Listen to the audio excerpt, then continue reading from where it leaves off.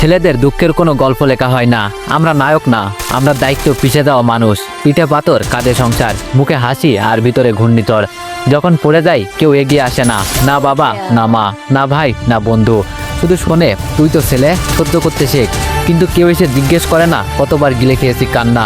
বাবা মা চাই সফলতা, চাই গর্ব করার মতো কিছু, কিন্তু সেই ছেলেটার ঘুম নেই, শান্তি নেই, অভিমান গিলে বাঁচে সে। যখন ভেঙে পড়ে তখন চুপচাপ নিজের যন্ত্রণা আড়াল করে, কারণ ছেলেদের ব্যথা দেখানোর অধিকার নেই। দেখালে সেটা নাকি দুর্বলতা হয়ে যায়। সমাজও দোষ দিয়ে যায়, নিজেরই তো দোষ, ব্যর্থ হয়েছি বলে কষ্ট পাচ্ছিস।